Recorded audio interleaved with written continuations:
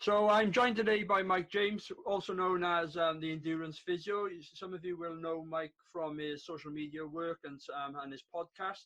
And if you don't already know Mike, check him out. His podcasts are really good and really informative. Mike's been a physio for over 20 years. Predominantly these days works with triathletes, runners, cyclists and swimmers. But Mike himself is quite an established athlete in the sense of he's done over 100 marathons and ultra marathons. He's done 14 Ironman and 2 double Ironman events as well. And this year was going to do MDS. First question from me, Mike, is how are you? I am good, Andrew. Thanks very much for having me on. No worries. Second question, because I always like to ask this. Out of 14 Ironman, what was your favourite event? I would have to say two. Two in the fact of my first one, which was the fun one, just learning all about it and all that preparation, that journey, the time building up to it. And that was when the UK one was based in Sherborne, down in Dorset. So back in the day, long time ago, that gives a good indicator of when I was racing in my pump. I loved my first one just from everything that was new.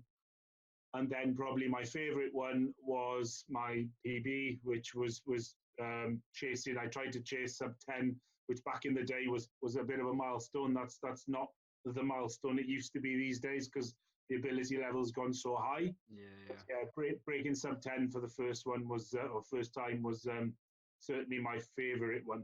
After that, I started trying to chase it too much, trying to chase the PB too much, and lost the fun a little bit, which is why I stepped away and started doing some other stuff. Yeah, cool. So, yeah, I mentioned just now, MDS was on the agenda for you this year. And obviously, we're in the middle of coronavirus lockdown at the moment as we record this. So your thoughts on that? You know, that's obviously taken a bit of a hit into the schedule then. Absolutely. Like most people listening and all those endurance athletes out there, I had set my stall out back end of last year. I had my plan for 2020. The training program was in place. And throughout the winter, I was doing the hard yards and the cold, dark winter miles, and everything was going okay. And then because of work, because of the physio side of it, I'd started to probably get a little inkling a couple of weeks maybe before others that things might not quite be right, sort of Feb time. Yeah. And then, the dreaded email came as expected about 6 weeks before, saying that it was postponed and rearranged for mid-September. So initially, there was a bit of a kick in the proverbials. The wind got taken out of my sails that, 1,000 odd miles in training, and it was the week I was supposed to begin my taper. Yeah. So I lost my mojo a little bit for a couple of weeks, which was partly planned. I decided to have a bit of a deload, a bit of a couple of weeks of just really taking my mind and body out of it to recover, ready to go again, because the plan would be to pick up that training and re-push for September. In hindsight, that dragged on a few more weeks than I wanted to. It was a good month before I could be bothered to get back out. I trained, I took over, I did stuff, but the structure and the sort of plan had just been paused. But now I'm a couple of weeks back into it now. I do not think it'll happen, if I'm honest. Given the timing of this recording, Boris has just given his Sunday evening statement. And, in the best possible scenario, for the fact that certain things of everyday life to only be opening in the best scenario July, I can't see us jumping on planes and racing around the world to compete by mid-September. I'm hopefully wrong. Hopefully it'll all be going ahead. I fear that I'll probably now, like everyone else, continue to train quite hard for my race and then have the carpet pulled out a little bit closer to the time. But it leaves that interesting dilemma now of, would I rather them email me tomorrow and say, it's off, it's now going to be next April, don't worry about it?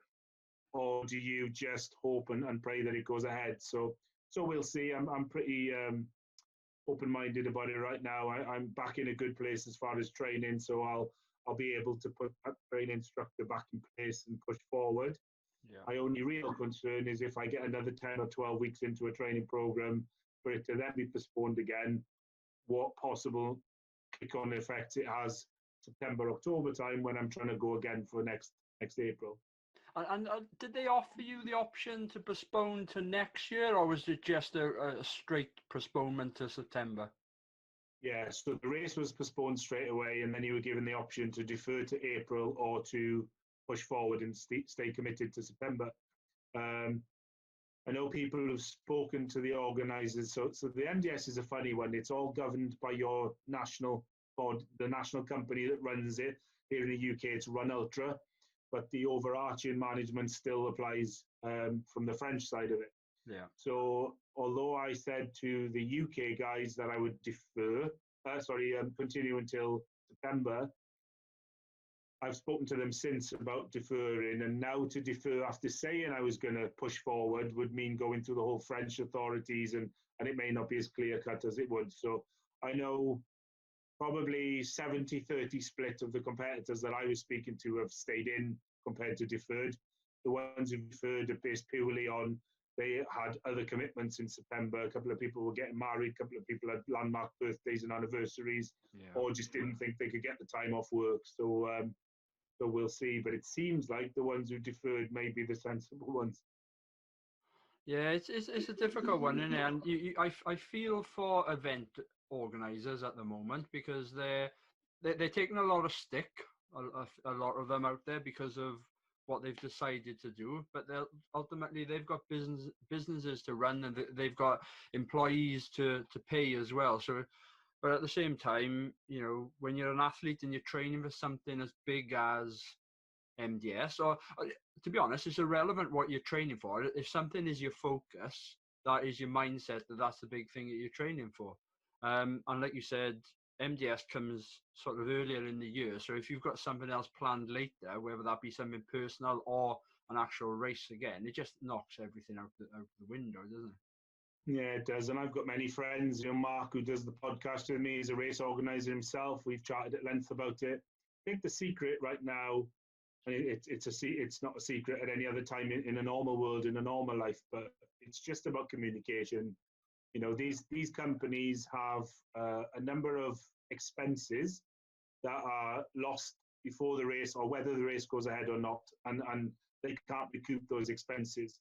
So I get the argument of, if you can afford to let your money slip by, then there may be the fact that the race organisers are there to put another race on after this, compared to those asking for refunds or full refunds, and then there's no company to organise a race when it's open again. Yeah, no, exactly. But all people want is just honesty and communications.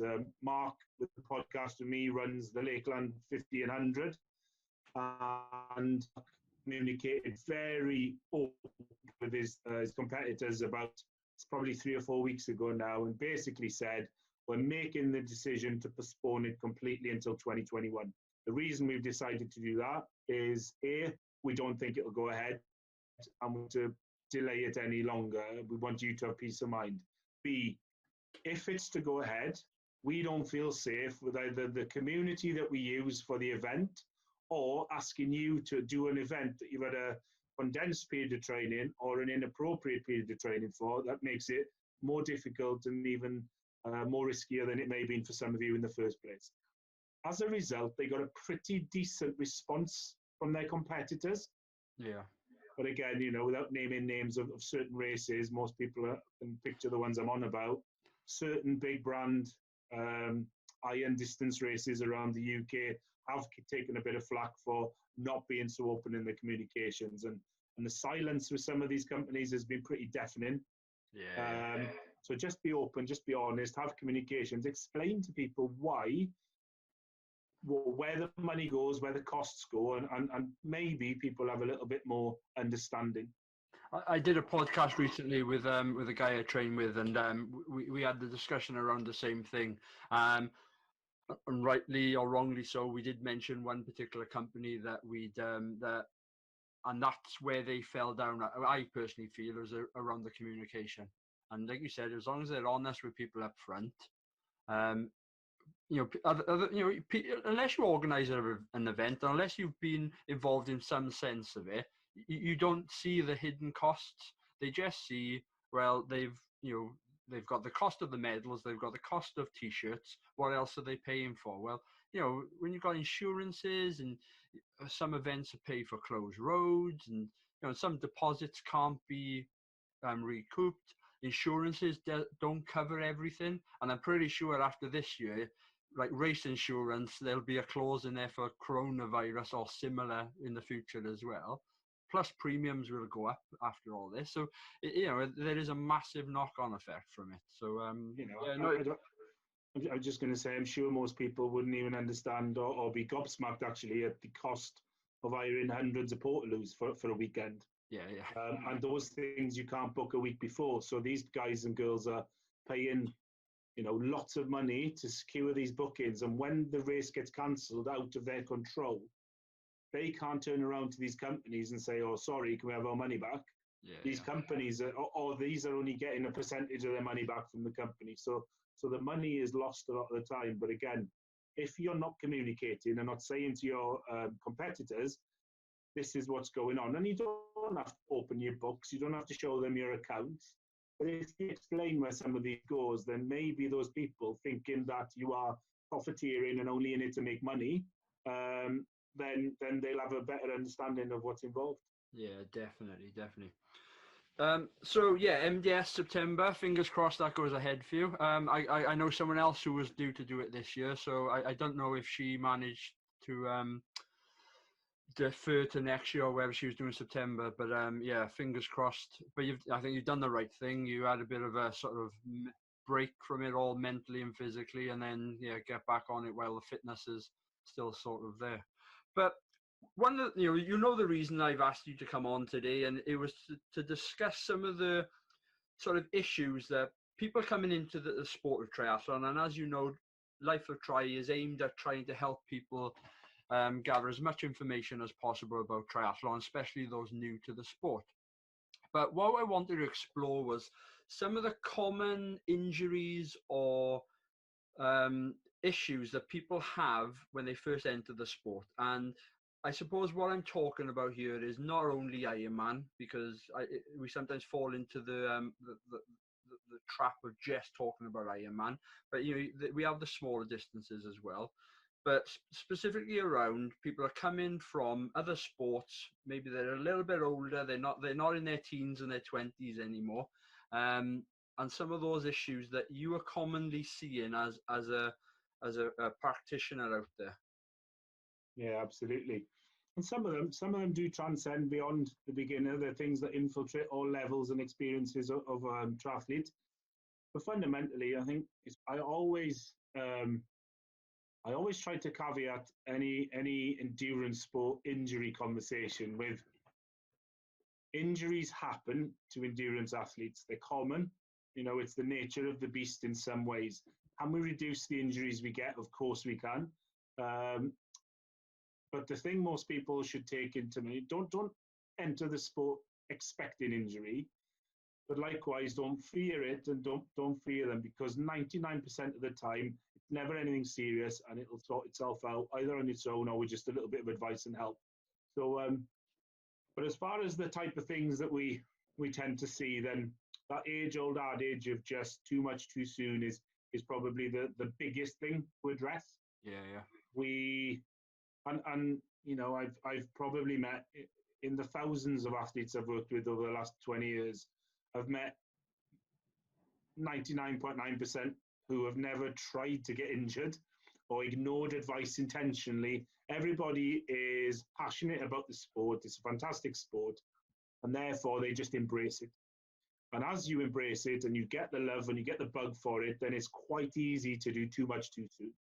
And just, we've come away, too much too soon phrases being replaced slowly with terms like load management, load monitoring, and overload type stuff, which is fundamentally different to overtraining, which we'll chat about if needed to later. But just that people who go into it. Now, if you do focus in on, and I'm one of those people, I'm a failed footballer. I'm born and bred in Llanelli and was one of the few non-rugby players who had a love for football. And I went on a quest in my teens to be a professional footballer. I was desperate to be it, and I nearly made it. but I didn't make it, and most of my relative success was based on actually my fitness and my running rather than my absolute technique or ability. So I defaulted into endurance sports pretty quick. And what I tried to do straight away was just do everything at the level I could do on a football field, forgetting the fact that it had taken me from the age of 5 to 25 to hone and develop that ability as a footballer. Yeah. So if you've accomplished anything at any level or not in other sports, it is a new sport. Having the background in other sports and athletic abilities is brilliant, but it takes time to adjust. And one of the problems a lot of people make, or one of the problems I see people making, is it is fantastic from an injury perspective that we have 3 disciplines in our sport. It's fantastic that you can bounce between the 3 and you can have different elements weighted to different times when you might need different loads eased or pushed on certain sports. But the cumulative load of the 3 is still the same. So yes, we can adapt our training. Yes, we can bias our training to help. And often that makes a slight difference if one of those 3 elements is a problem. But the cumulative load that you put in on your system is still the same amount. So always be careful that you can moderate the degree you test yourself in each discipline. But the total number of stress hours that you're putting into and on your body will always remain the same. So those are probably the biggest thing. It's being too keen, doing too much too soon, and trying to race to where they want to get to. Now, in certain individuals, and it's very hard to give specifics on this one, but depending on the sport you might have come from, then potentially there are things that may just need a bit more time to address to prepare you for sport, for the triathlon world. If we make a example up, you'll see a lot of people who come from a team sport background who did everything in what we call the sagittal plane, so straight line stuff. And although our sports tend to be predominantly sagittal plane, straight line stuff, if you think about your bike, certainly if you're in a tuck position on the bike and in your swimming, then there's an element of transverse and rotational work needed as well. So if you have it's not a natural restriction, but your body has adapted to a previous sport, and that sport didn't require certain elements of ranges of movement or conditioning through certain ranges. And now you've entered a new sport that does. So if you have something that needs to be developed, and it could be something like thoracic spine mobility, hip range, could just be strength in certain positions, then it's not a bad thing, it's not a negative thing, because we're just changing from one to the next. And it just sometimes needs a little bit of time to address those, or just a tip of a hat to addressing those things, as well as embracing the sport for everything that it is. Yeah. Well, as you know, because I've discussed this with you previously, I came from a rugby and a football background, and the biggest thing that I did wrong when I first came into the sport was thinking that I had to run everything the fastest possible way. So even training runs, I would run like I was running a marathon, running race pace. And that's because I think when I came from rugby or football, everything is that short, sharp burst of pace to get to wherever you need.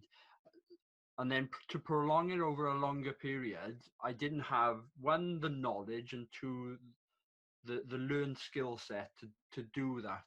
And I don't know if it's true, but everyone often talks about rugby players, and particularly footballers as well, having short hamstrings. I don't know if that's an actual thing, but I think definitely what I've struggled with over the years is not so much tight hamstrings, but it's probably contributes to it, but more of sort of tight hips, tight glutes and things like that. So I was wondering if that is something common that you were seeing from a mobility point of view more than anything. Yes, certainly from the team sport guys. And as well, so again, it's how you shine a light on it.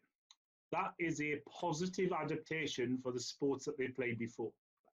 They have needed that sort of range and that sort of strength through that particular range to be able to perform in those sports. So it's not that they've come in with problems, it's they've come in with things that needed changing to create a different skill set, a different ability in this sport. So if you test the length of a lot of these things, then they're not actually short, they're not actually tight. It's just they're not as functional as they can be for the demands that we need them in.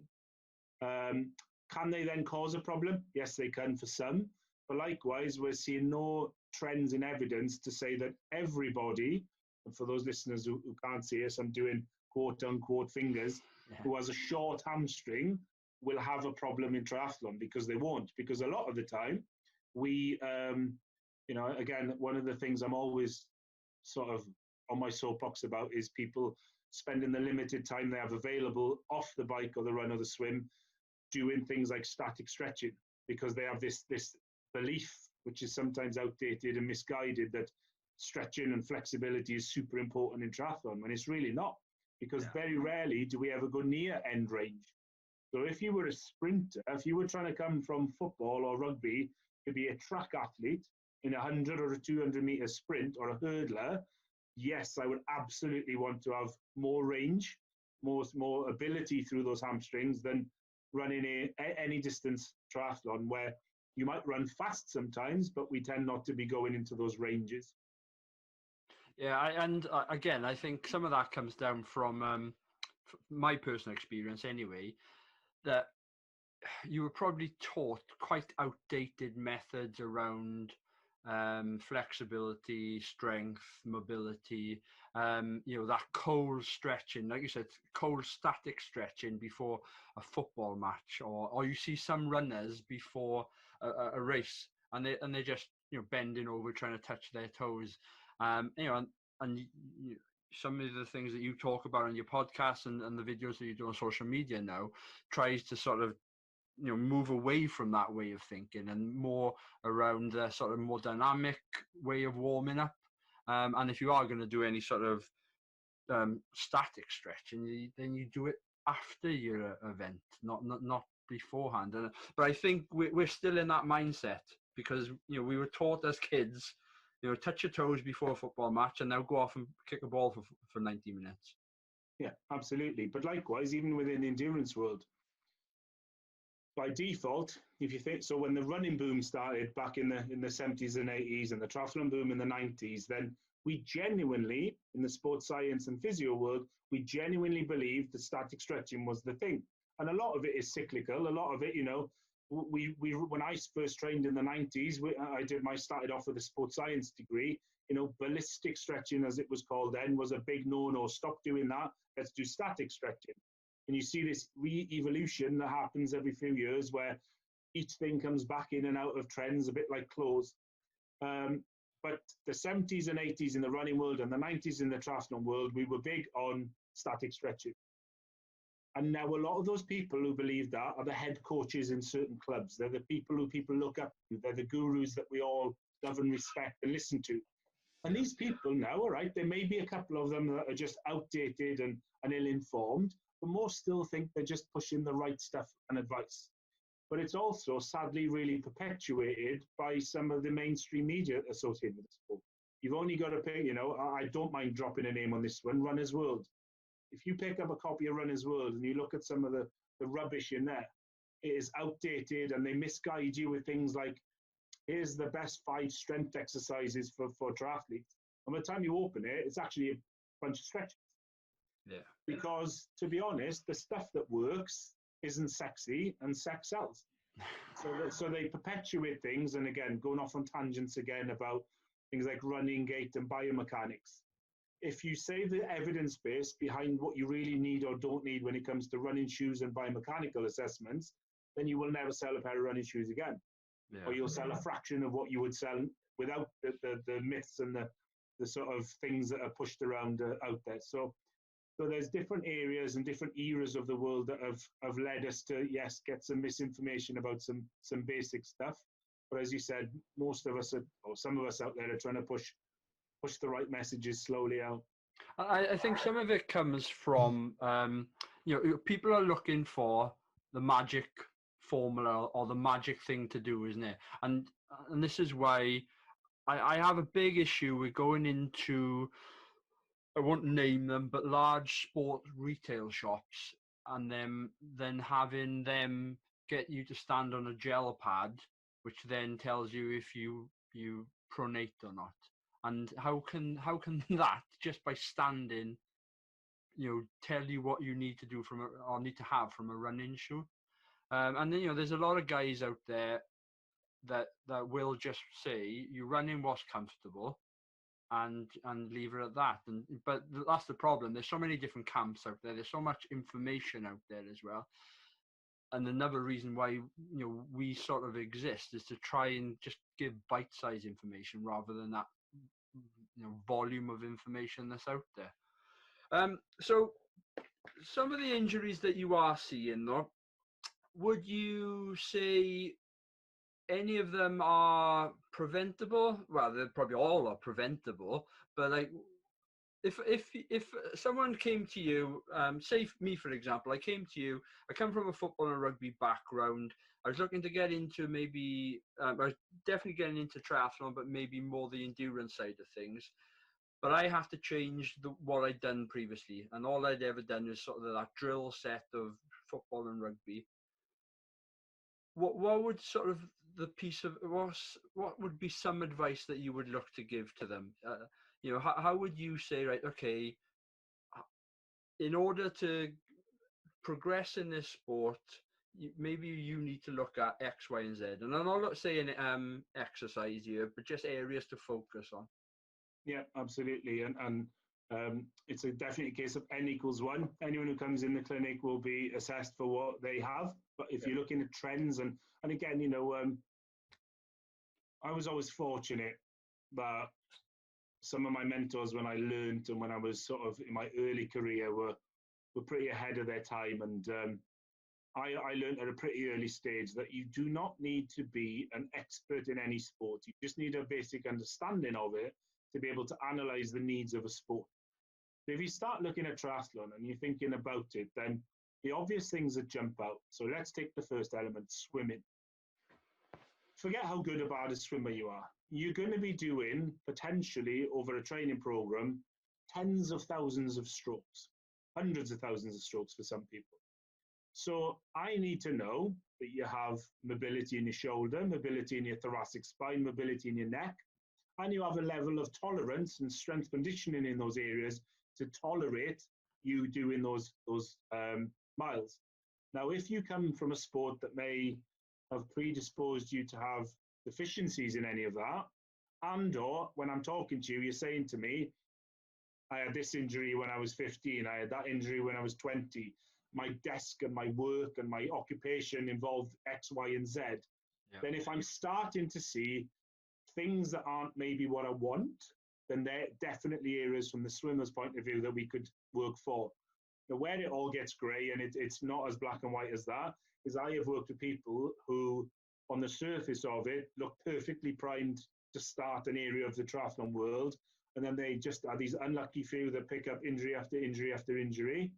And likewise, you see what you could class as a ticking time bomb, who just are bulletproof and never seem to pick an injury up. If you're working down into more the cycling aspect of it, then of course we're still talking neck, we're still talking thoracic spine, potentially a little bit of lower back, and then really we're talking hip, lumbopelvic complex, and thighs as a real predominantly factor. But again, what am I asking of it? Well, if I'm looking at getting you ready for them, what I need is an element of mobility and function, but realistically, I want a tolerance to it, because in those two sports, it's much more about holding the same position for a period of time and transmitting forces in those positions. So you could be able to deadlift or squat 2 times your body weight. But if I'm testing you on a bike or in a bike-related position and you're producing less than 1 times your body weight on a one rep max test, then suddenly I'm going, okay, there may not be an evidence base, there may not be an actual study that says if you can't do X amount, you're going to get injured. But straight away, and again, I definitively try to work in the performance and the rehab world. And a lot of people get a lot of the new people, the beginners, the real amateur athletes, when they hear the word performance, they don't think it relates to them. They think you're talking podiums, medals, Olympics. But performance means trying to get whatever athletes in front of you to be able to perform to the best of their abilities. If I can get you to produce more power, that power to weight ratio improves, and the wattage that you can average improves, then suddenly there's less stress on your system, as well as your performance increasing. We've reduced the risk of your injury. But I've deliberately saved it for last, not just because it's the last portion of a try, but the big thing that I'm always really focused on is the run element and how you can tolerate that run. By far and away, it's the most physically demanding component. And what we often see in some simple tests in the clinic is fundamental areas where people, again, not guaranteed to get injuries, but guaranteed to probably not perform as well as they want to and have a maybe potential injury risk. And that's simple things like soleus and gastroc and calf muscle tolerance. For example, when you are, most of us would run, and you're probably running at anywhere between 2 to 6 times your body weight when every step that you run. And you again will do thousands and thousands of reps per mile and per run. Now, if you come into my clinic and I ask you to balance on one leg with a fingertip against the wall and stand up onto your tiptoes like a real heel raise type movement, and then slowly lower it back down, taking 5 or 6 seconds to do the whole thing.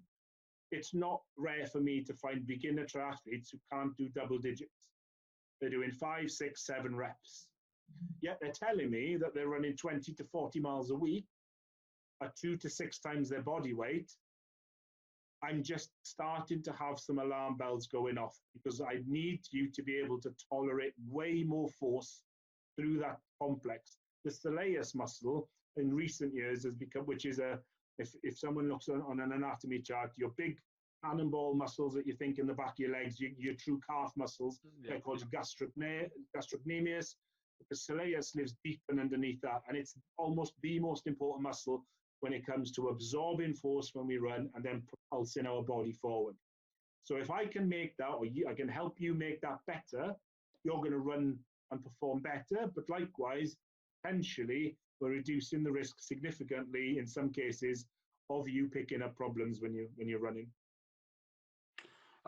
It's funny you say about soleus, because it's one of the issues I've had as well over the years, and that's probably down to weakness in there or whatever, whether it be on load or what have you. So it's you might well have a visit off me in the future. Yeah, and again, the words that I like to use with this, when I sometimes in my world, people use words which they use them because they're words they're familiar with and they understand it, but I never see that as a weakness. What that basically is a gap in the capacity of what your tissues can do and what you need them to do. Because it wouldn't have been a weakness for the sport you may or may not have come from before. So when someone comes in, again, I'm quite sort of visual with my hands when I teach and talk, so people can't see me do this, but think of a seesaw, think of a sort of balancing fulcrum. On one side is how much your body can tolerate, and on the other side is what you're asking it to tolerate. It's only when you increase the gap between what it can do and what you're asking it to do that people tend to pick up problems. Yeah. And that capacity will change per person in between people, but it'll also change within the same person depending on the stage of the season they're at. And am I right in thinking that on some people that where they might have the issue might not be where it manifests in pain or tightness or whatever their complaint is? Yeah, absolutely. We, I trained many years ago in the sort of the school of thought was where it hurts, you poke and push and you treat and you stick things in it and you rub it, and that's where the pain is and that's the problem. And of course, sometimes that is the case. But we also know that where the pain is, the problem isn't always in the same place. We can get simple things like referred pain. So you could have something that's giving you a referred pain to a different area. But likewise, it's often areas, well, the body is a very clever machine. It's a very clever, complex And there's very few times your body will ever say to you, do you know what, Andrew, no, you can't do that. What it's going to do is find a way. It's a very adaptable machine that will allow you to find a way to do something. But there's probably a price, you're robbing Peter to pay Paul sometimes. And therefore, later on, yes, you may come in with a knee pain. But the problem is often somewhere else. It may even be on the other side. From the therapist point of view and the sort of clinical point of view, one mistake I see being made with all athletes, but particularly beginner triathletes, is people not explaining that enough to someone. Because you're coming looking for help because you've got knee pain. And when I'm pissing about with the other ankle or the other knee or the other hip or whatever I'm doing, if I'm not communicating with you and saying, look, this is why I'm putting this jigsaw piece together and why I'm seeing that you may be getting your problems. And again, really important to, if you've come from other sports and you've got injury histories, I see less of it slightly now, but certainly 10 years ago, there was that 40-year-old. I see a younger entry level to triathlon in the last decade or so. 10, 15 years ago, you were at the end of your career in another sport. You were mid to late 30s or older. And some of these guys, some of the rugby players and footballers I worked with who were 38 to 45 entering the sport, I'm surprised they could climb on a bike. They were so sort of out of shape and stiff and difficult to translate across. But now people, and these guys would say to me, I've had this, and this injury. Yeah. And of course, there might have been 10 years of compensatory movement in their body because of that injury. And it's really important for them to tell therapists like myself, this is my background. It's also important for the therapist to pick and glean that information out of them, because it's only putting the jigsaw pieces together of their past life that you start to put those things in place. Now, these days, life seems a bit easier. You've got a 20-year-old coming in who's new to triathlon, but either hasn't had that much history in another sport or has abandoned another sport a little bit earlier sometimes. Yeah, and I think it's I'm definitely seeing that as well. That when I first came into the sport, and we're going back 6-7 years ago, there was definitely more, people like you said, mid to late 30s upwards joining. But whether that's because there's been quite a bit of money pumped into promotion of the sport, or and we're both South Wales. We know what Ironman has done for the sport within the local area. The amount of triathlon or duathlon or multi-sport races you can do now within South Wales or the area is unbelievable. So it's understandable. It's funny that you say about sort of like compensating or muscle memory, and you've done it for years and years, and it's definitely, I think, something that I definitely did for a number of years before I fully tried to understand. I always had an issue with my right leg, and I always just used to say, oh yeah, there's a weakness there, and you just sort of accepted that rather than thinking, right, okay, why is there a weakness there? Is that something that it can be fixed, or is that something that, as I was doing, it was just accepting it? But maybe like you said, it's exploring it. It's talking to someone who's removed from your situation, so removed from your brain. I can just ask those questions and explore a little bit further. Why do you do these things, and why do you need to continue to do them? So, Mike, I'm going to leave it there. We spoke for about half an hour or so here, and around some really good topics, and it's probably it came around actually after talking about communication from an MDS and an event planner's point of view to communicating to your therapist if you have any sort of issues. It'd be great to have you on in the future, and let's keep linked up and things. But thanks very much for coming on, and we'll catch up again soon. Thanks for that. Thanks for having me on. Stay safe, everyone.